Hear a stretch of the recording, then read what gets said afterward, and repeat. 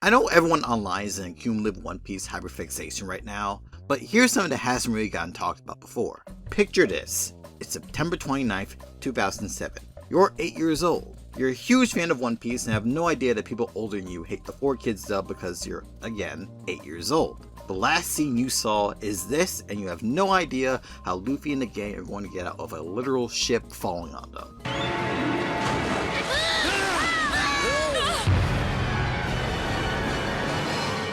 You then turn on Cartoon Network and see this.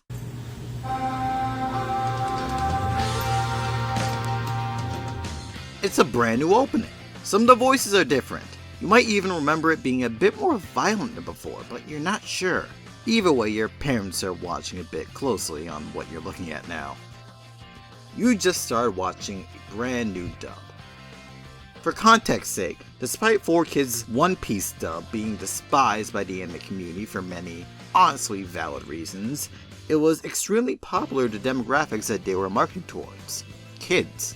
The history of 4Kids acquiring One Piece is an enigma in of itself, but just know that many other companies, including Ocean and Funimation, were originally gunning to license the show for themselves before Toei ultimately chose 4Kids.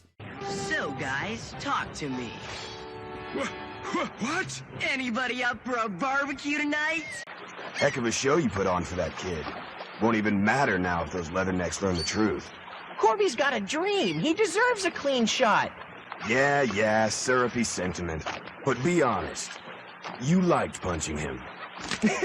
Yeah, a little. Once the rights expired, Funimation let to produce a broadcast dub, meant more for the demographic of kids who were used to the 4Kids dub changes. This aired the week after the 4Kids dub ended and ran into 2008, where the show was later replaced by Bakugan Battle Bros. The opening is notable for being sung by an actor that I refuse to acknowledge. But it's an amazing cover regardless, and takes me back to when Funimation did English dub covers of songs in the late 90s and 2000s. Apparently, however, this practice had to stop due to licensing issues of the record labels of the songs being used for the openings, but it was still nice while it lasted. I think we started the dub in 2007, sometime-ish. Okay. Oh, wow. There was a long audition process that had to be approved on both sides of the planet, and it took several weeks for it to do it. And two of the cast members that were picked are in the booth here with me now with Colleen and Brina. The Funimation broadcast also had an interesting anomaly, since it was now using the Japanese OST instead of the original one made in-house by 4Kids. When Luffy and the rest of the Straw Hats headed into Skypiea, the original Japanese dub was playing the show's first and most well-known opening, We Are. However, since America had went so long on the pirate rap, Funimation had to make a very quick scratch cover of We Are. It was rushed and had a very loose translation, and it was intentional because the viewer wasn't really meant to be paying attention to the lyrics. Alright gang, Nami's leading the way! Alright guys, catch the starboard wind and align the ship with the current! Yes, ma'am!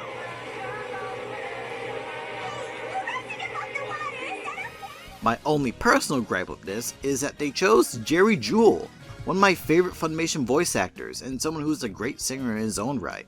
He's previously used his singing chops on Yu Yu Hakusho's dubbed fourth ending and Dragon Ball Z Kai's dubbed first ending, which you'll be familiar with if you watch the show on Nicktoons.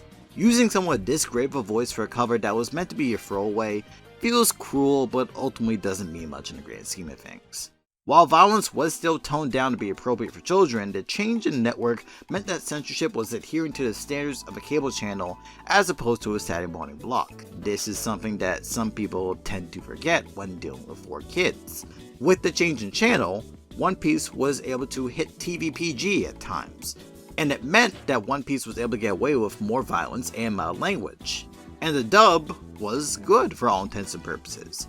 There was no more disparities or differences in episode counts because Funimation didn't stitch together or skip episodes.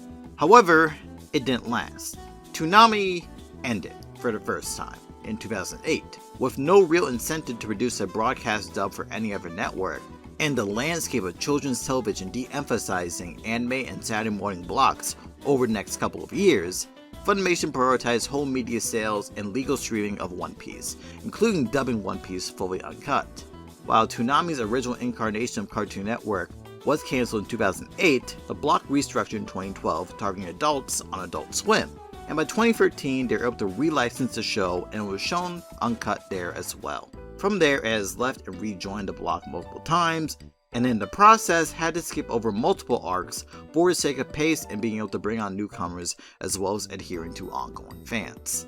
And with One Piece prioritizing home media, they were actually able to go back and dub over the initial first couple of seasons that 4Kids originally did. It was honestly nice to revisit this for a bit, and it does make me lament the fact that getting to One Piece has always been out of my control. Because of all this, I never saw much of the manga in local libraries when I was a kid. I had none of the games, and the broadcast of the dub and it leaving American television for a while after 2008 meant that I was basically all alone without this grand story being able to have an impression on me past the age of 9. As goofy and clunky as the 4Kids dub is, it did get me to watch and appreciate the show as well as I could have. Now I'm 25 and I have to budget time, hard drive space, and physical space to see if I can ever hope to catch up. But One Piece fans are a dedicated bunch, and I'll always have the utmost respect for them. There was even a group effort to launch a rewatch called One Piece Sails On, which started so that people who got into it through Toonami's broadcast were able to keep up as if it were never dropped from the schedule. A lot of people say that 4Kids' licensing of One Piece severely handicapped the show's impact in North America. While that probably didn't help in the grand scheme of things, if One Piece is able to get theatrical showings, halftime shows, among many other ventures worldwide, I think things are just fine. But it's definitely fun to look back at more meager beginnings and reflect on how it got to this point. That I just did right then. Thanks for checking this out. Thanks for listening to the commentary. Thanks for all the One Piece support. I'm Mike McFarlane. I'm Brina Palencia. I'm Colleen Clinkerbeard. We'll see you guys next time. Word. Bye. Now sing, Brina.